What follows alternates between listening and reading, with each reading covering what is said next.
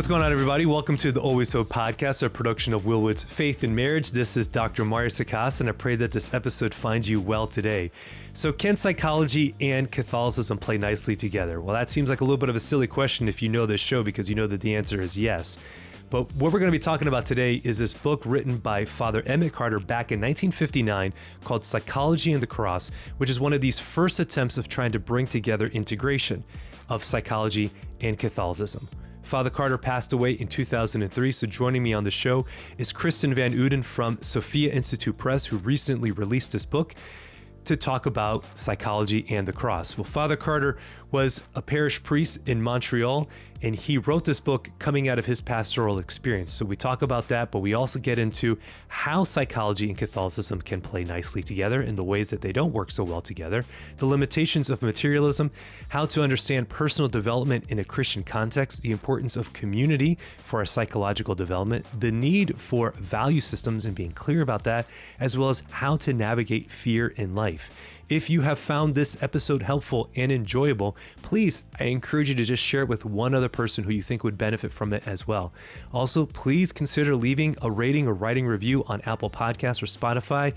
You may not think that those little things are helpful, but they absolutely are, because they help spread the word about the show, or simply just sharing the posts on social media. So thank you, everybody, and let's get into this conversation with Kristen Van Uden.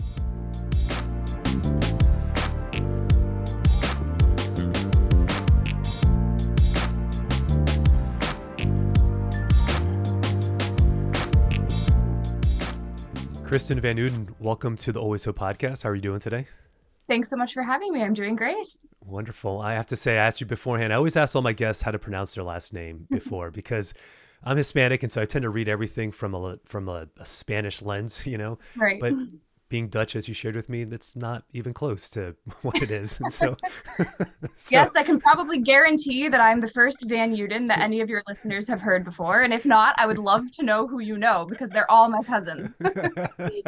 Sounds good. I think you're absolutely right. Yeah, I can say that confidently. I have not had another Van Uden on the show before. So glad you could be the first. I'm not even sure if I have another Dutch person or a Dutch heritage individual on the show before. There's a few of us. Yeah. Well, we're growing. This is it. Last name, people get confused. You know, people call the house asking for Van, and, you know, filling out any paperwork is a nightmare. So yes. Underrepresented Dutch people. Well, this is good. All right. So we got it. We're representing well today with the Dutch Americans. So we can do that. Well, this is wonderful. I'm grateful to have you on the podcast to talk about the book Psychology and the Cross by Father Emmett Carter. Should we call him Father Emmett Carter? Should we call him Cardinal Carter? How should we address him in the show? No, it's confusing. I think we'll stick with Father, because at the time the book was written, he was just, quote unquote, a priest. Yeah. This was written in 1959, and soon after, in the 60s, he became bishop, and then Archbishop of Toronto, Canada, and then eventually Cardinal in 1979. So he just missed the conclave to elect John Paul II, but was cardinal all the way throughout that pontificate, or until his death. So I think the Father is what's on the book. So that's what I've been saying. So we'll go with Father then. So tell me a little bit about him, right? Like, as I read the book, which first and foremost, I'll say this right out of the gates, the book's brilliant. It's like, man, where's this book been all my career? It's very much early thinking of how faith and psychology work together. And it's very positive in terms of the points of integration. It's very clear in terms of where the limitations are, of course, but by and large, it takes a very positive approach that this integration can exist, which is really how I've tried to steer my career. And so many of the things he's saying fit very much, are very contemporary, and are very applicable to today. So any young grad student listening to this, or college student, or anybody who's interested in psychology, I think this is a great book to pick up, to be able to see kind of what those points of integration look like.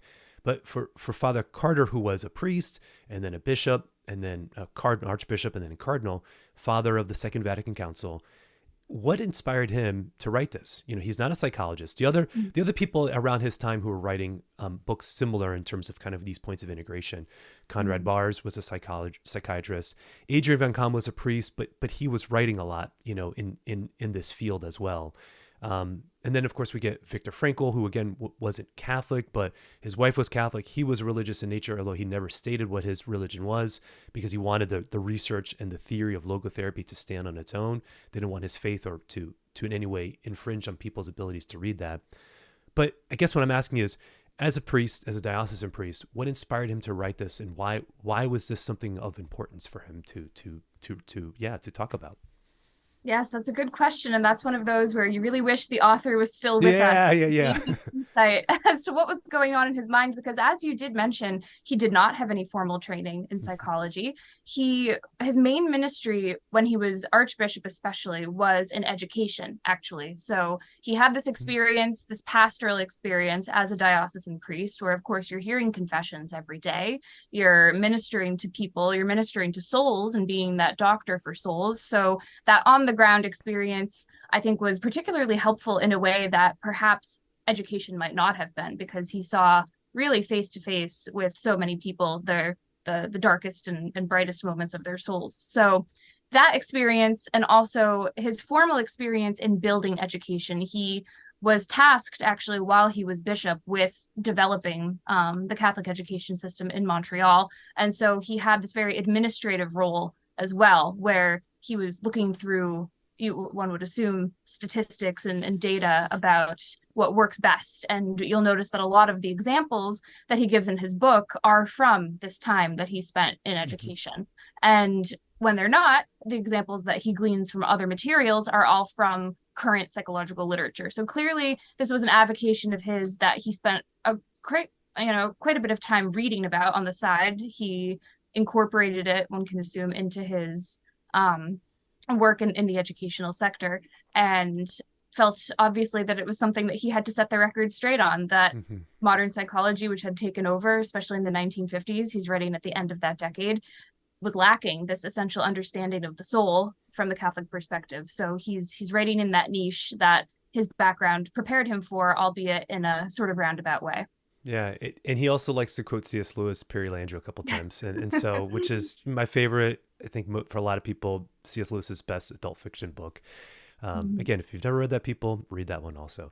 But Kristen, so how did you get tasked to be the spokesperson for this? What inspired you again to I guess, talk about this? I know you work for Sophia, but is there something more to that than just, oh, this is just what they asked me to do? I mean, or is there like what inspired you to want to be like, I'm going to read this, I want to understand this so I can actually speak about it, and not just at a cursory level, but an in-depth level?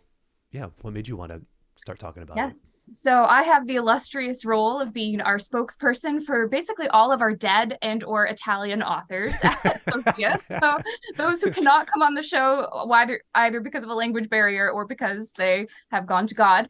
And so I've been so lucky over the past year to get to pick these selections of books that really speak to me. And recently we have had quite a few books in this genre, this very niche genre of the crossover between psychology and the Catholic faith. And so within the past few months, I've read this one, and then Guilt by Carol Houselander, which is very interesting, sort of a book that defies genre. And she uses many examples writing from the Holocaust. She defies genre. She defies genre, definitely. I'm like, where do we put this? How many little titles are we putting on the back cover? Spirituality, psychology, self-help. Right. The human soul. It's just, exactly. It can't be boiled down. And then also a more sort of practical workbook almost called Peace Be With You by Father Narciso Irala, who was writing a bit later in the 60s or 70s, I believe, on the same topic. So I've always had an interest in psychology. I had to pick something to study, so I went into history and Russian. And one of the things I focused on in both undergrad and graduate studies was memory studies. And there's a lot of crossover, as we've talked about, with psychology in what people remember. A large part of the work that I do now, I'm actually writing a book for Sophia about Catholics who survived communism. And my primary source for that is oral histories that I'm taking with people who are still alive, who remember what they went through, and who have an opinion, obviously, and a way of making meaning out of their experience and out of their suffering. So the recent work that's come out on memory obviously draws heavily from this field. Also in just the very essence of meaning making, it's sort of impossible to do that without religion. So people within that field often draw from various religious traditions in order to sort of flesh out their theories. And so that's another area where even when you take a very objective stance at looking at memory or even collective memory, where psychology comes in and where religion dovetails. Obviously also been a devout Catholic my whole life, so a cradle Catholic, and just grew up with this very strong, solid, and orthodox understanding of the human soul and of our true nature, which is often at odds with culture. And it's very interesting in reading this book how these Freudian terms really in our generation, but even starting in the 1950s, it was the kind of the first generation where those terms were the underpinning of everyone's understanding of human society and of nature, whereas before, the Christian understanding of human nature was the default. Even if someone was not a practicing Christian, the terms such as soul and sin and guilt were basically built into their lexicon in the way that today things like repression and ego and all of these more materialistic terms are built in. So basically, yes, that's my background. That's kind of how I came to be very interested in this book. I wish I could do it all. On the Catholic Exchange podcast, I interviewed a couple of months ago a Catholic therapist from Florida who also spoke a lot about this new field, which of course you work in, that I'm very glad to see now, because just in speaking with friends and family members who have sought care in this area in mental illness or just maintaining life, it seems to be so difficult to find someone who does not automatically dismiss your faith. So I'm very glad to see this field growing and burgeoning, and I'm happy that Sophia is able to provide some of the solid literature that can be good background work for that field. Wonderful. Yes. So I'll give a shout out here to the Catholic Psychotherapy Association for if anybody's interested and needs a therapist who comes from a Catholic perspective. There's a whole professional organization dedicated to exactly finding this. CPA just released their first academic journal called Integratus, if I'm saying it right. And I'm grateful that there are people who are now scholarly trying to pursue these questions and tackle them from this both and perspective. So something that you said, and I think this was great, so maybe this is kind of a place where we can start, is, if I heard you right, Father Carter kind of saw in the late 50s that there was a shift happening in language, where some of the Christian terms that we used to use to describe personhood were being lost, and we were being replaced with words like ego, superego, id, repression, Freudian slips, all this stuff that we just kind of throw out, and that even now we just kind of talk about, even though psychology in some ways is, there's certainly still some psychoanalysts, but psychology has even moved beyond some of these terms too. But still, this stuff kind of exists within, the lexicon, all the defense mechanisms and different ways that we react out of defensiveness. So whether that's repression or, all the others. So Father Carter sees this happening as a pastor, and he wants to write. I don't know if we don't know. He's not here, not trying to put words in his mouth, obviously, but recognize and say, okay, is there a way to dialogue with this? Is there a way that we can see what is good that's coming out of this research and out of this new field of psychology, and be able to integrate it beautifully within our faith? And I think even here, right at the beginning of the book, there's a quote here that I'll certainly just want to acknowledge. It's not from him, but it's from the foreword, but it speaks certainly to the book. It says, "True psychology without metaphysical bias or theological prejudice walks hand in hand with ascetical wisdom in the religious guidance of souls." Again, true psychology that is free from any sort of wonky metaphysics or free of any sort of concerns, certainly, can be integrated beautifully within our faith. And so he sees that from 1959, which I think is absolutely beautiful. And I certainly acknowledge that and recognize that as well. My old spiritual director back 27 years ago when I was in college, he would always preach and say, the truth is the truth is the truth is the truth, And he was somebody who had his PhD in psychotherapy from Berkeley. So he kind of got this kind of integrated kind of perspective. So the book, what I've appreciated right out of the gates, is saying that there is a way forward. There is a way that we can find points of integration, but we have to be clear about what those limitations are. What more can you add to that, just from the outset? Yes, well, Father Carter is very interesting and somewhat unique in his perspective in that he does not throw out psychology outright. which in some Catholic circles at that time, that was the reaction. It was almost an overreaction in the other direction of this is completely, in some Catholic circles today, you could say that still exists, I would say. So, okay. but end parentheses. Mm-hmm. Keep going. So yes, he's not saying let's ignore this. He's not claiming that psychology is simply a plagiarization of virtue or of character building or any of that. He really recognizes, and I think has an open mind towards what we can learn scientifically about the human person and about human nature, but always, of course, keeping as the first things, as the immutable, unchangeable, just principles that we hold in mind, the truths of the faith. And he talks about how we don't have to sacrifice any of that in order to integrate psychological principles. Interestingly, sometimes in his book, he does obviously challenge modern at that time in 1959 psychology's assessment. But in terms of one example that comes to mind is his treatment of scrupulosity that he covers towards the end of the book, which I really got a lot from this, and we can talk about that in more depth later. But he says that in many cases, this is simply a form of neurotic anxiety and, quote, should be treated like any other neurotic anxiety. This is the work of a professional. And so rather than immediately making this about the sin of pride, which, as he even discusses, and as I've read in many other Catholic writers, scrupulosity ultimately comes from an inverted pride where we don't want to trust God in our salvation. We have this unnatural trust of ourselves and wanting to have control and assurance of our salvation at all times, which is just impossible, is something that we do because we don't have that ultimate trust and that ultimate surrender.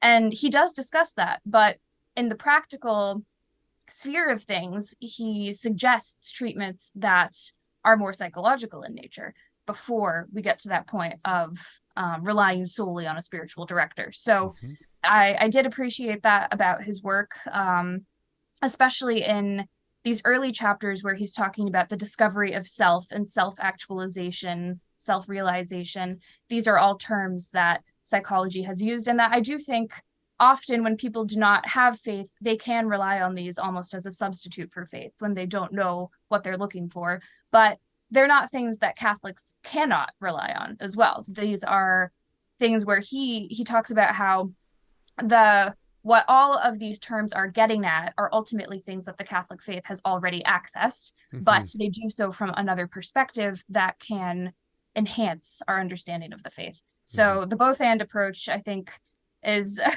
and from your experience, it seems to be sort of an embattled position, but one that he walks the line very finely and doesn't sacrifice anything of the faith in order to achieve.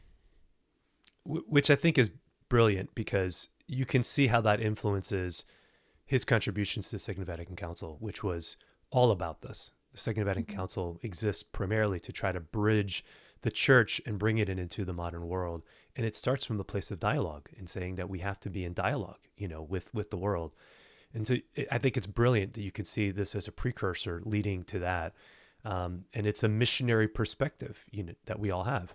Aquinas taking Aristotle and baptizing it. I mean, this has happened before in the history of our Catholic intellectual tradition. So I want to go back here quickly to the scrupulosity piece, because it's brilliant, and I love that also. And it's funny, just a couple of days ago, I was teaching a class at a seminary with a priest, and we tackled this question of scrupulosity from a spiritual director perspective and then from a counselor perspective. And I have a number of clients who I see that struggle with scrupulosity. It's a common thing that happens. I actually had never heard what you just said in terms of what spiritual directors sometimes offer, that it's a sin of pride. I think that would only perpetuate the scrupulosity if somebody heard that. I actually had never heard that before. And so I tackle it obviously as a therapist. I come at exactly like you said, the word neuroses is a little dated now. We wouldn't say that anymore, that somebody's a neurotic. Those terms aren't as polite as they may have been, 60 years ago when this book was written. But certainly we couch scrupulosity as a member of the anxiety and fear disorders. And we have to tackle and understand, well, what is the fear that's contributing? What's the thought that's contributing to this fear? And then what are the alleviations of that? And so we can get very much into, and this is where we have newer systems, that kind of really help us to tackle the nervous system and the attachment-based systems that are really what brings alleviation to fear. So it's not just a cognitive exercise. You can't outthink fear. You can't outthink your scrupulosity. What you're seeking when you feel afraid is safety and comfort, and you can't do that just by outthinking. It's something that has to happen through a felt experience of safety. And so this is where breathing techniques, relationship, all that type of stuff, kind of happens. And when that kicks in, it's incredible when people start feeling safe and have that felt sense of safety. All of a sudden, those thoughts that have harbored, and hijacked them tend to dissipate a little bit as they start then thinking about more positive stuff. So agreement, that there's ways of being able to navigate something like scrupulosity and am I sinning, am I not sinning, and being afraid of eternal damnation or separation or disappointment of God, et cetera, which is really what it is. I don't know. I really would disagree with that notion of pride. I think it's more a severe disappointment, which I guess you could say is a lack of trust and all that for sure. But I'm rambling now, so I'll stop. No, yeah, that's really interesting because it is such a just difficult topic, and one where this fear, right? It seems that many of the purported solutions would just aggravate the condition of because then you're just adding on. It's like you're adding shame. So now because it really becomes a trap. It's a trap for people who struggle with scrupulosity in terms of their thinking. It's like, I know I shouldn't, but then now I'm wondering if I did do something that was a sin, and now you're telling me that me even worrying about this is also a sin of pride, and so now am I committing the sin of pride even by the fact that I'm thinking about the other thing that I was thinking about? I mean, it's just. I know. One thing that's been helpful for me, because I discovered this line of thinking for the first time last year. I had never heard this before until I started reading some of these older texts. And one book that I would actually really recommend, another Sophia book, is called Rooting Out Hidden Faults, and it's by Father James McElhone. And he basically walks you through what's called the particular examen. So this is an examination of conscience, as you might know, that's not based on the 10 Commandments, but rather on the 7 deadly sins. So in this examination of conscience, many of the ways that these sins, these root sins, manifest themselves are not in themselves sins. So the sin of pride, for example, he goes through 4 different types of pride.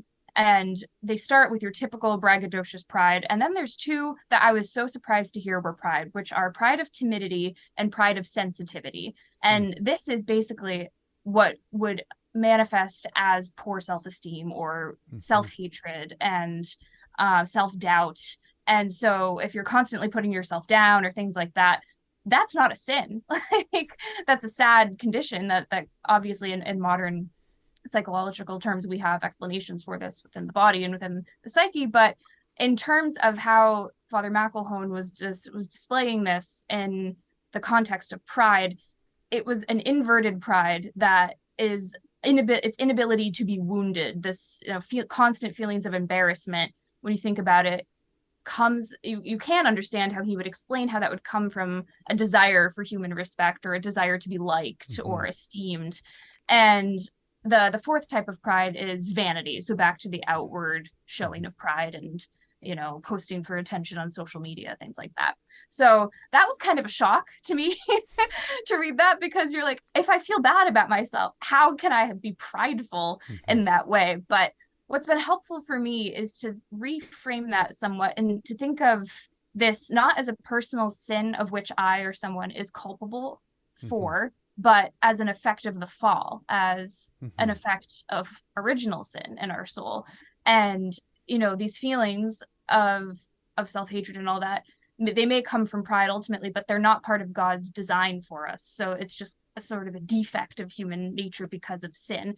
At some point, it can be traced back to sin. So I think something you would know more about this on dealing on the individual level, but something that helps to not compound more sins and more anxiety is to just view this as, okay, this is something that happened to human nature because of original sin. And that therefore is something that I can combat, and that prayer and building virtue are ways, in addition to seeking professional help, and just, growing in that area, that can help with this. And so I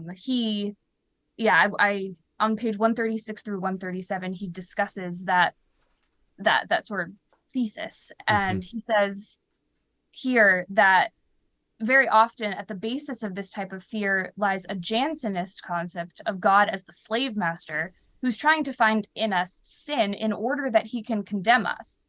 When a person realizes that God wishes all men be saved and that he is the object of God's individual love, then at least the door is open for relaxation and peace. So I think another helpful angle that he gets at here is approaching God primarily out of fear versus out of love. And that's something that he grapples with in the second half of the book, is that core fear. That fear does serve a purpose because eternal damnation is something to be feared. That's a natural and correct thing to fear, but that God does not want you to go there. And that's one of these great paradoxes of our faith, and one really of the cross itself, built into the very title, that he tries to help us work through. And so these paradoxes, I find, even the title I found very interesting, because Psychology and the Cross, what first came to mind for me was suffering, and how Jesus tells us, take up your cross and follow me. And very often psychology as a field seeks to alleviate suffering, right? Obviously, we do not like suffering. It's not good, and it's not part of God's original plan for us, but it is inevitable because of the fall, because of sin. And so embracing suffering to a certain degree is how I thought this book was going to go. I thought it was going to be, yes, you're suffering, but that can be efficacious and you can unite it to the cross, etc.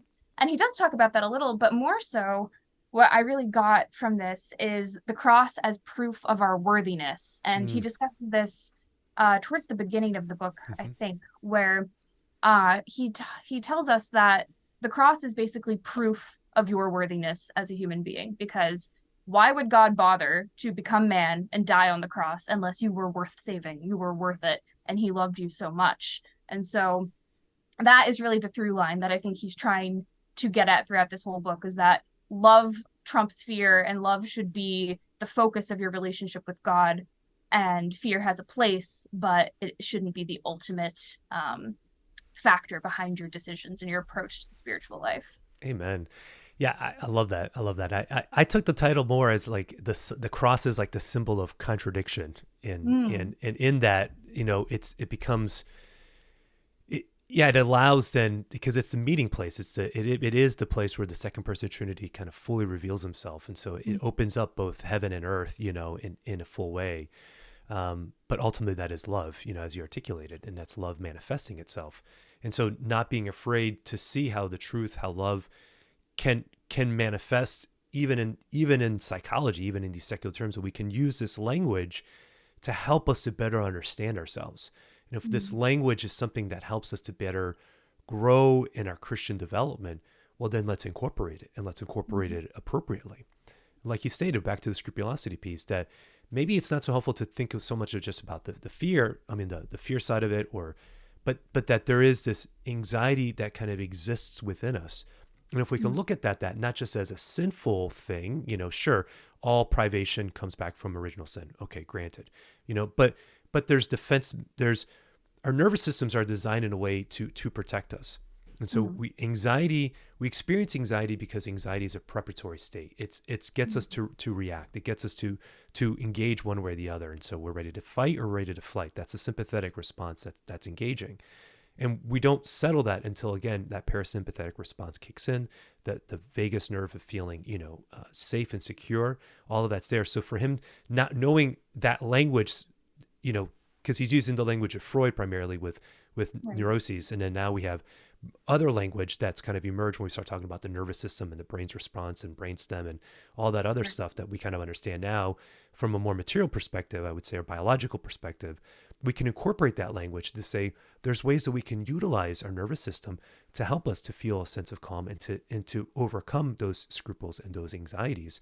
And then that gives us a space to be able to then engage and have freedom, from that space, to get us to know, okay, how do I understand myself? How do I understand my fine tunings, within me?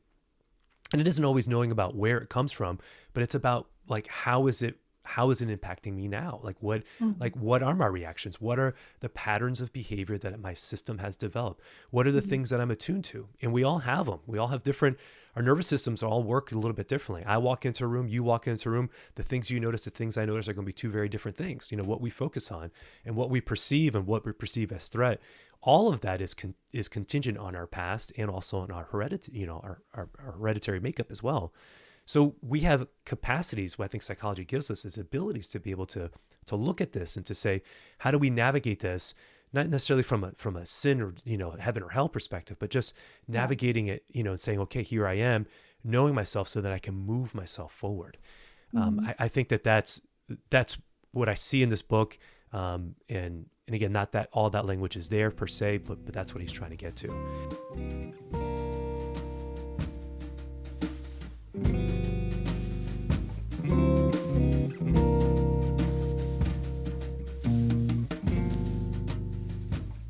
Hey everybody, this is Dr. Mario Sacasa, just taking a quick break from my conversation with Kristen Van Uden to encourage you to check us out at faithandmarriage.org. If you are a married couple and you're looking for a retreat, then please come to faithandmarriage.org, where we have a full list of our 2023 retreats and are already starting to plan 2024, which seems crazy, but it's happening. It's right around the corner. Of course, it's going to be here before we know it.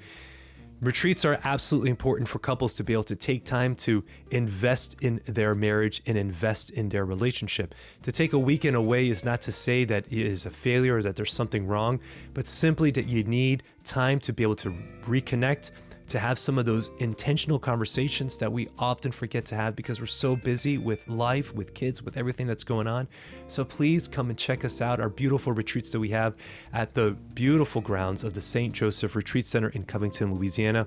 Love for you and your spouse to come and join us for one upcoming weekend.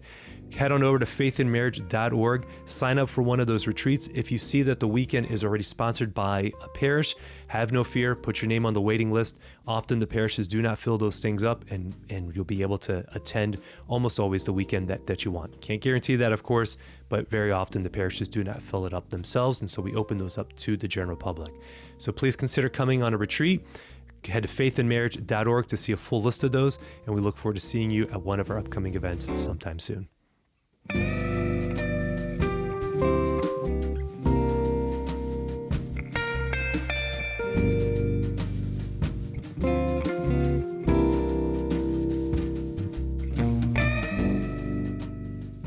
So the other thing you brought up earlier was the idea of self and self-development.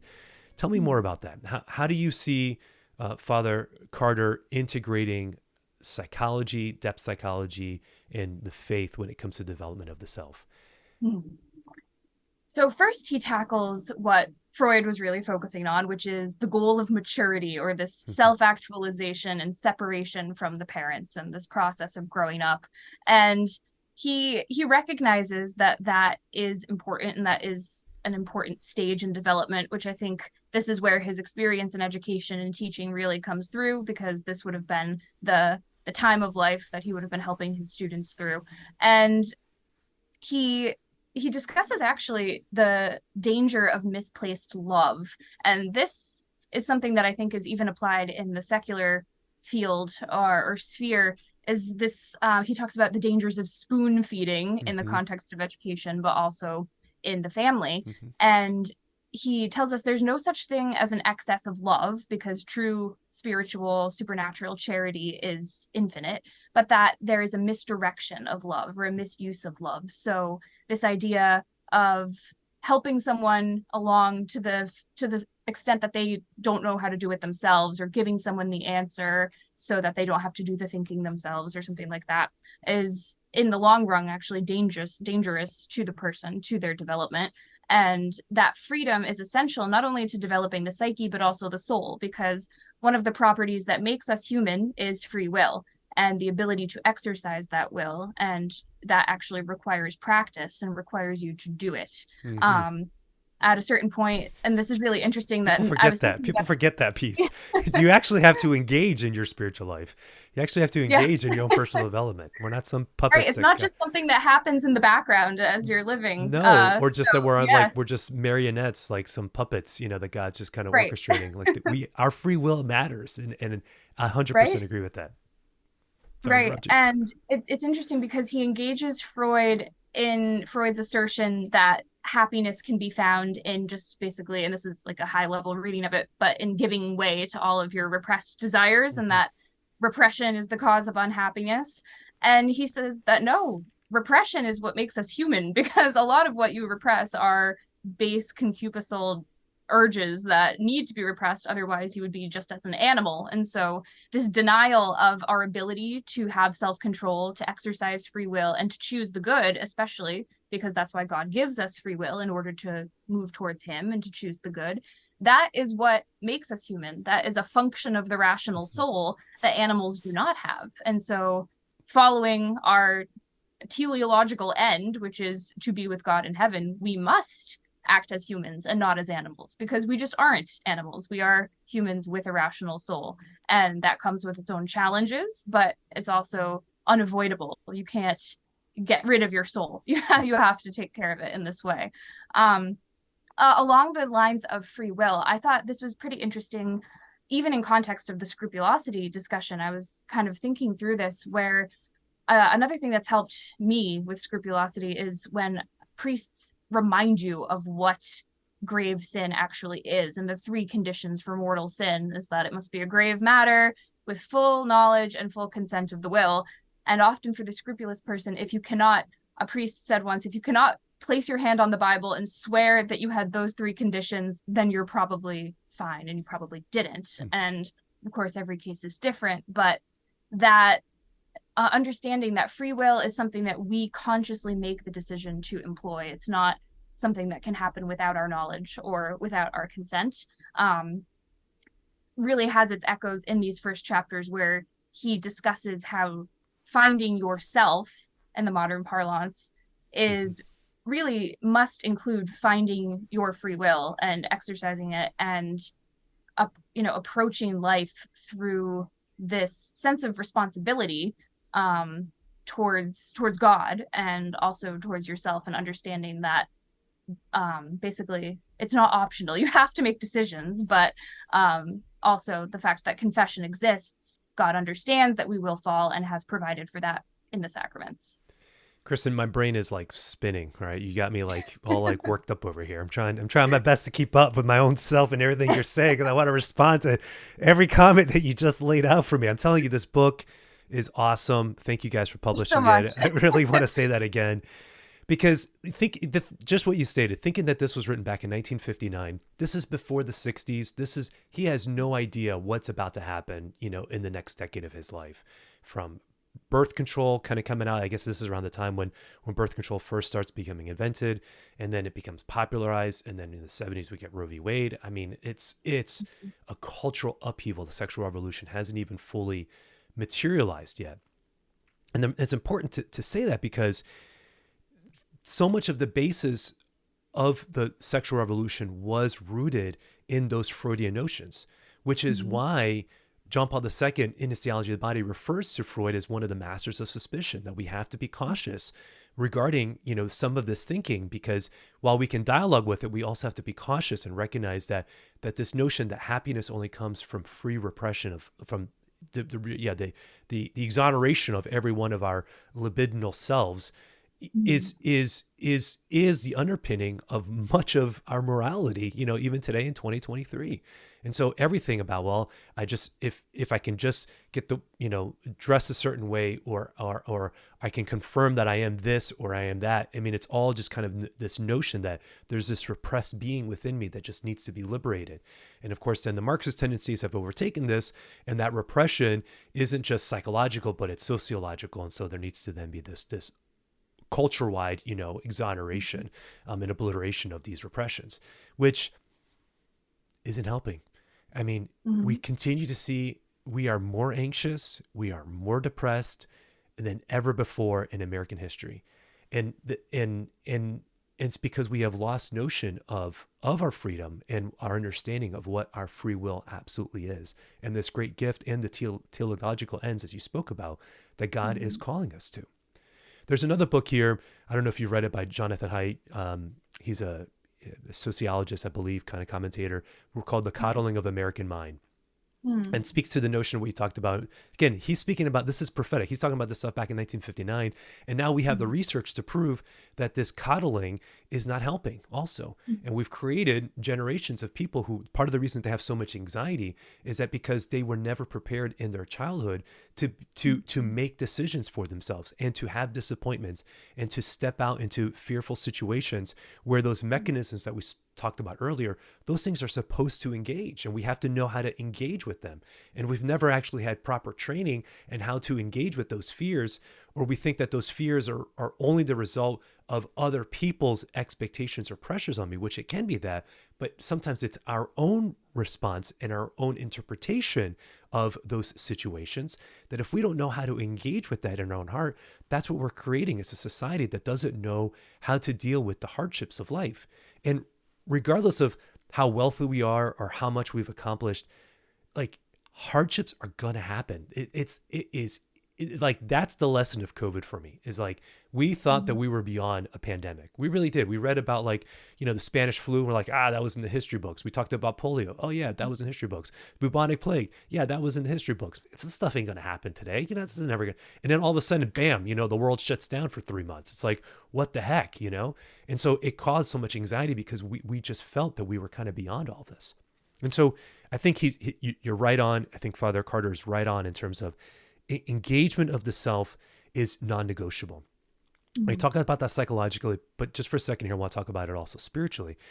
And I say this often because I think sometimes, not just with scrupulosity, but even when it comes to like discernment and questions that people have, about what God's calling them to, sometimes we lose sight of the fact that, like, your desires, your will is part of this process. The classic definition of holiness is my will conforming to God's will. That means my will is part of that it's part of that formula. You know what I mean? Like it's not just like God is created some algorithm, and uploaded into this hardware of the body. And then I have a conversion, and that's just him downloading an update to the software, and now I have new software. Say that again. We're not Chat GPT. Yeah, we're not Chat GPT. Actually, I did love on Catholic Exchange that you'd had an article. You guys had an article where you submitted questions to Chat GPT about the Eucharist. That was risky. That was great. I actually read the first one and I was like, they fooled me. These guys, right. This is a setup. I'll tell our writer, he'll be happy. He set me up, and I was like, forget it. Nothing's real. Nothing's real. Are you an algorithm? I'm just an algorithm. This is all this is. We're just a bunch of chatbots talking to each other. but that's the view many people have of human nature, right? But it is, and even more so now, like dating apps and stuff, where you can put filters on faces. Like, you don't even know what people look like. It's like that's another. We'll put a pause on that. Yeah, I find it interesting that like some of those reality shows, like Married at First Sight, for example, is just such a bad idea. Yes. They have all these experts that make decisions based on algorithms and data, and these should be the most perfect happy couples, but most of them don't make it.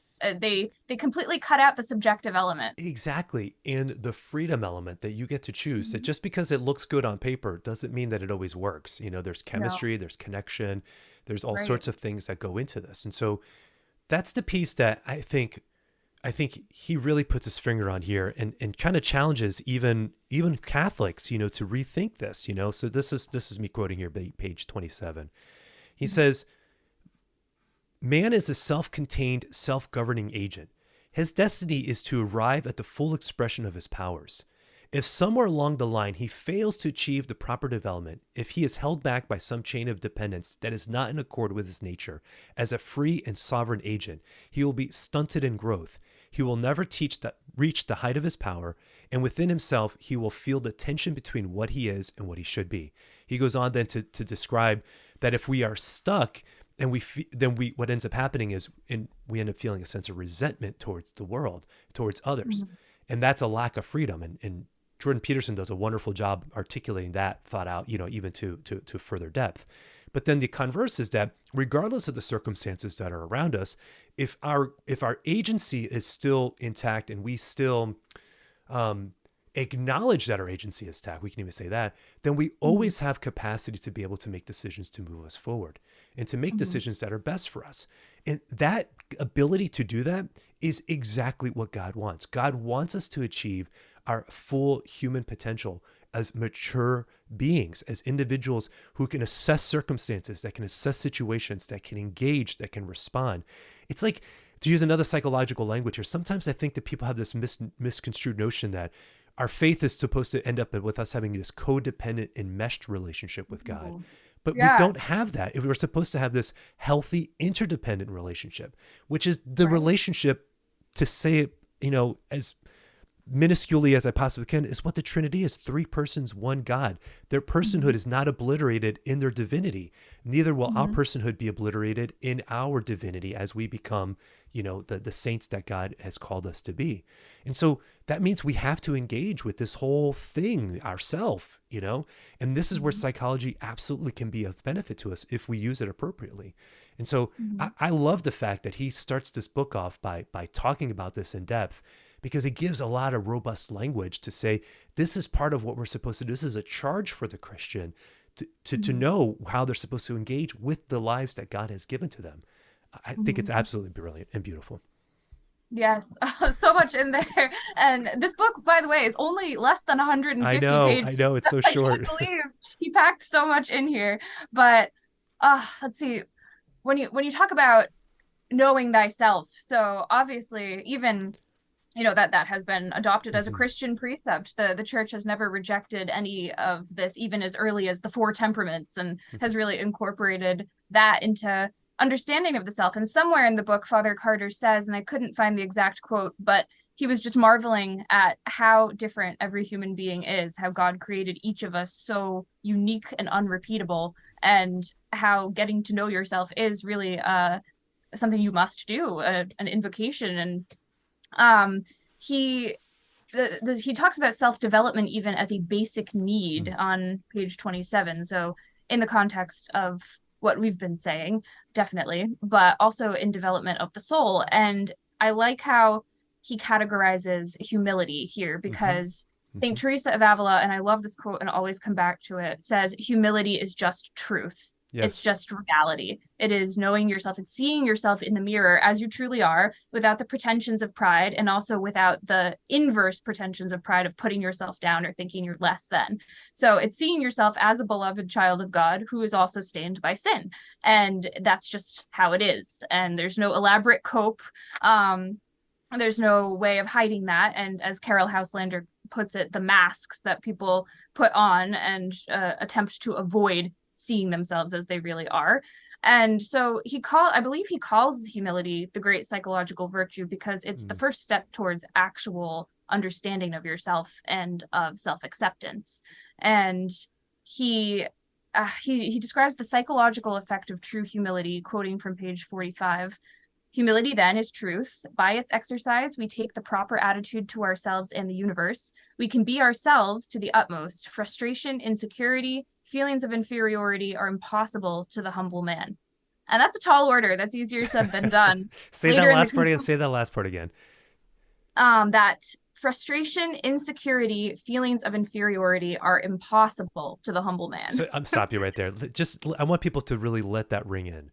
Feelings of inferiority are impossible for the humble man. I mean, that seems like a contradiction, where we think that humility means I have to beat myself up and constantly put myself less than other people. And he's saying, no, like this is what it means to be humble, is to actually accept the truth. Exactly.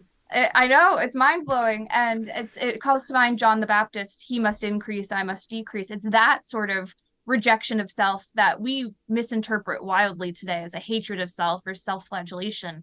And it's like, no, it's really just a focus on God. When you focus on God so much, this nitpicking obsession with self kind of disappears. And it is very hard to employ. And Father Carter later says in the book that only the saints, something like only the saints are psychologically happy or something like that. Can't find it, but you're fine. Really, until we've reached that level of perfection, we are going to deal with those doubts and those feelings of insecurity. And so until we have perfect humility, which is almost impossible to achieve in this life, we will have these things crop up. So that's not a sign of failure or a sign of backtracking if that continues to happen as you grow in humility. But the saints, one of the reasons they exist as exemplars of a salutary virtue and heroic virtue are not just their heroic virtue in terms of getting martyred, but also in this daily true understanding of dying to self, in which their humility grows to the point where they're not affected by criticism and self-hatred and any of that. And largely because they focus so much on the next life, and that is the only place in which all of these things will be wiped away. And really, it's another contradiction, another paradox, that the greatest way to get there in this life is to almost give up, right? Mm-hmm. Like to surrender to God and to let go of all of that, which has been a helpful practical exercise, but also just kind of as a principle to keep in mind of, yes, this is impossible to do on my own. And that's why it's hard. And that's okay, because God is here to actually do it for me. And that's where modern psychology falls short, of course, is that it disregards, the religious element and in the religious part of man and the need for man to have another to save us. And we do exist in a modern Pelagianism where we do feel that we can save ourselves. And I think we have a lot. I think we really do. I think we just think that we're crafty enough that we can handle this on our own to our peril.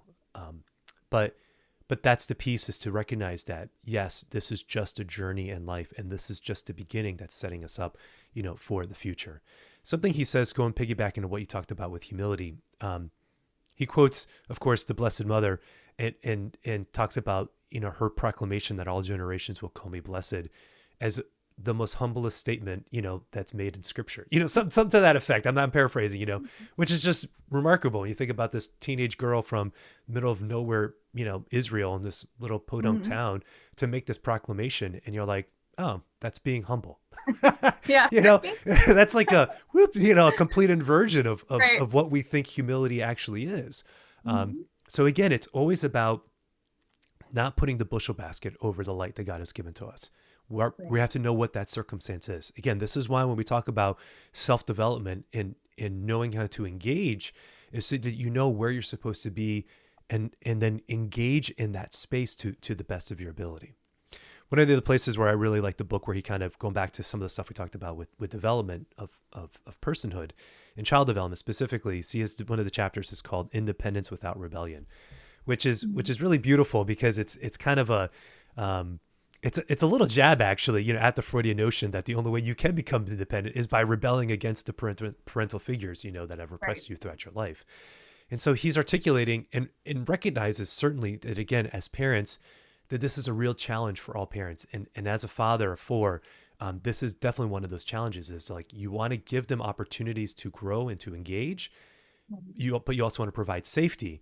And there's a balance there, because they have to be able to engage to cultivate the virtues that they're going to need in adulthood. So you can't completely shelter them from everything, but there's always a temptation to want to just shelter them and keep them safe. But keeping them safe all the time is going to stunt them spiritually, emotionally, psychologically. And so he's challenging, this, and recognizing that we have to be able to find this balance of helping and making sure that our kids have those freedoms to be able to engage and to honor that without stifling it. Mm-hmm. Any thoughts you have? Yes, it's fascinating. And I thought, especially in this section, he sort of brings what happens on the individual level to the level of society. So he discusses what happens and all the ills in society, and he doesn't even know what's coming in the 60s and beyond, but he traces that back to how it's happening in microcosm at the level of the individual. So you alluded to this earlier, of the origin of rebellion, and the rebellion at the level of the human person, obviously having these horrible effects ultimately with the sexual revolution that we're still seeing today. And he predicts that in 1959. He writes here in pages 50 to 51 about the rebellion, and he uses the historical context of the English Reformation, so Henry VIII, and how he was rebelling not even out of some sort of theological difference or matter of principle or idealism, but ultimately out of a personal desire for lust. Like when you boil down the Anglican Reformation, it was just because he wanted to get married to someone else. He was seeking power. He wanted to throw off the Pope's, parental authority over him.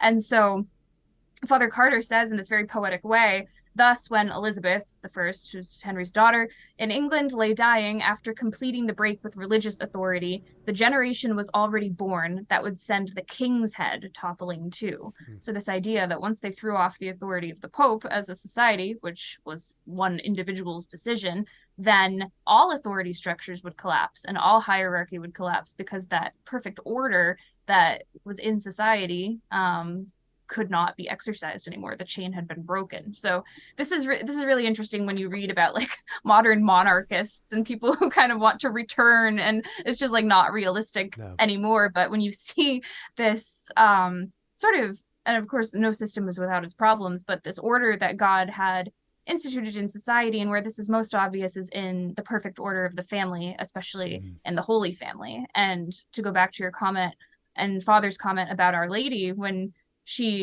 her statement from worldly perceptions would sound like one of the most arrogant things on earth. Yes, but it would.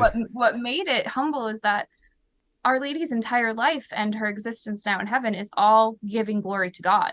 That is what she does in the deepest places of her heart, and that's how we should imitate her, is that she is so great, not of her own merits, and she'd be the first one to tell you that, is that God gave this to her, and she gives glory to God and glorifies his name. And that's what all the saints do too. They all point to Jesus. They all point to our Lord. And this is why, the Protestant notion that we worship saints is so wrong, because they are the first ones to tell you that anything that they do is through his power. And a long tangent, but basically I think the hierarchical structures, understanding, especially in the family, that you do not lord it over your children, that authority comes from God, is something that Father writes about in the context of having a well-ordered family, but also just understanding authority and why it's important not only for individuals but in society. Yeah, that's right.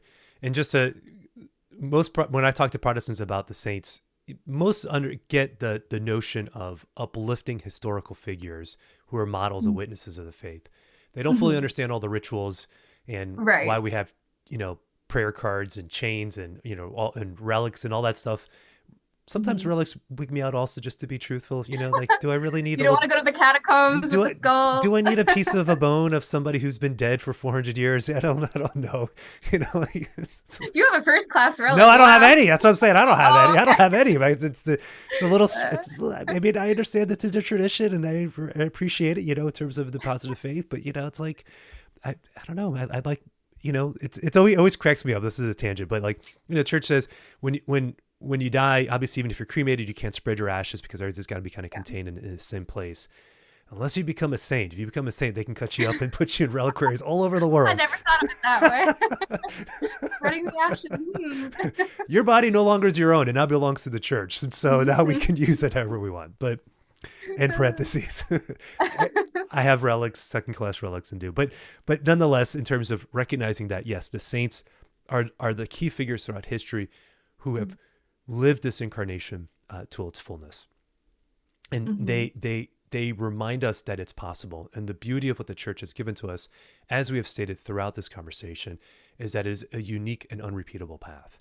And the choices that each and every single one of us make are the choices that are, that do define us and that move us forward in life. And again, this is why understanding the modern science of the person, understanding modern psychology, can be an aid in helping us to move forward. I genuinely believe that. This is what I've dedicated my career to. I wouldn't be a therapist if I didn't think that this stuff didn't work. But yes, we have to absolutely find the right counselor to help us. And so I'll give a little plug here, as we're kind of coming to the end here of our session. There's a statement back to St. Teresa of Avila, who was once asked, if you have to choose between a holy spiritual director and a knowledgeable spiritual director, which one would you choose? She said, a knowledgeable one. Which people kind of caught off guard, like, what do you mean? I think get the holy one. Because she said, the knowledgeable one is the one who's going to be able to direct your soul. And so I'll make the same caveat when it comes to counselors. just because the person's a therapist, a Catholic and the therapist, doesn't mean that they're a good therapist. Like, they can be a faithful Catholic in their own right, but they can be lousy as a clinician. And so you want to make sure that you choose people, ideally, who both understand the faith and understand the spiritual journey, but also understand the sciences and how to properly integrate that as well. I think that would be ideal. Depending on what the circumstance is, if you're dealing with something that I think is related to anxiety, depression, necessarily nothing that inherently touches on the more left-leaning, I would say, ideologies that can affect us with sexuality, those type of things. But if you find somebody in your community who knows to help you walk through that and is respectful of your faith and isn't going to put it down, but recognizes that it's part of your makeup and they're going to respect that, then I think you can work with somebody, in that context. And I've gone to counselors who aren't Christian, but have deeply appreciated my faith and never viewed it as an obstacle to my growth. And we're welcoming and bringing that into the therapy as well. So I'll leave that, as a caveat for people. So, all right. Well, Kristen, we've had a great conversation. Is there anything we've left on the table? Any final thoughts? Anything else that you feel like you want to kind of throw out there as we're kind of wrapping this up? I don't think so. I think this really covers. I mean, of course, there's so much more in the book that we didn't have. I got one. If you give me a few more minutes, I got one. All right, as I'm looking at my notes here, this is what I'm doing. All right, so the last one then is we talked about fear versus love and the concept of love. There's the famous quote by Father Rupe, who said something that said, "Love and it will decide everything." This notion that if we do choose love as the greatest virtue, as the greatest good in our life, not a coddling love, not a self-aggrandizing love, not a just a comfort love, but love and charity in action, as the church teaches us. We order that, psychologically speaking, everything else kind of falls into place. And again, quoting Jordan Peterson, who speaks a lot about this, like if we aim for the highest value, then everything else kind of falls into its place. And again, that's important for us also. Psychologically speaking, spiritually speaking, we're limited in time and space, so we can't do everything. So we have to kind of focus in on things. And Father Carter speaks about that also, with regards to why it's important to see our relationship with God as an act of love, and why it's important to choose that, and how that helps us both grow spiritually and psychologically. Right. And love as an action too. I love that emphasis of it's not a feeling, it's an act. And that means that it's something within your power to grow in every day through small actions and through not always large gestures, but something that can be exercised. And we'll never grow in perfect love until we're in heaven. So it's always a work in progress. And even then, as C.S. Lewis said, further up and further in, and we'll continue to grow in all of eternity in our capacities to love. Mm-hmm. Okay, Kristen, we're bringing this down. Thank you. This is wonderful. Thank you so much for joining me. If people are interested in getting the book, what's the best way of being able to do that? If people are interested in contacting you, if they have questions or anything of that nature, what's the best way to do that as well? Sure. So the book is available right at Sophia Institute's website. So that's sophiainstitute.com. This is how it looks with all my notes, but Psychology and the Cross. Again, just a short little volume that I think you'll return to time and time again. If you'd like to get in contact with me, I'm the editor at Catholic Exchange. So you can head over there and there's a contact button that has my contact information. And just thanks again for having me, and thank you for your work. It's so needed, and I'm really glad to see this field growing, and it was a pleasure to be here. Yeah, praise the Lord. Well, we'll have links to those in the show notes. And final question to ask all my first-time guests, what gives you hope? What gives me hope? Well, on the practical level, it is 39 degrees today in New Hampshire, which is very balmy. I can see grass peeking through, so I am very happy. I do not do well with winter, which of course we have 8 months of up here. So that is giving me hope at the moment. And then also just being able to do this continued work. I always find it surreal when I get to go on these platforms and speak to people about the faith as a living. So I'm very grateful for that. Amen. I just have to say, all my listeners in Southern Louisiana just went 39 degrees is balmy. What the heck? What is this Northerner talking about? 39 degrees, like hell froze over, it'd be freezing in Louisiana. The fact you're like, it's warm and the sun is shining and there's grass growing. Yeah. Like it's not snowing. Go outside wearing this. Fantastic. Well, Kristen, thanks so much for joining me on the show. It's been a pleasure. Many blessings to you and the work that you're doing. My pleasure. God bless.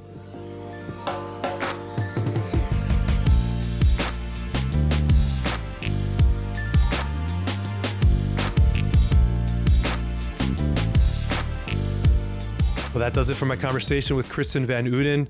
Thanks everybody for sticking with me all the way to the end. I absolutely loved this discussion. I mean, just talking about integration is just beautiful. And to be able to see some of these early thoughts and early attempts of how to bring together the faith with psychology is really, really inspiring and encourages me to continue to do the work of this show and the work that the Lord has put onto my heart. So many blessings to you. I pray that you're doing well and have yourselves a wonderful day.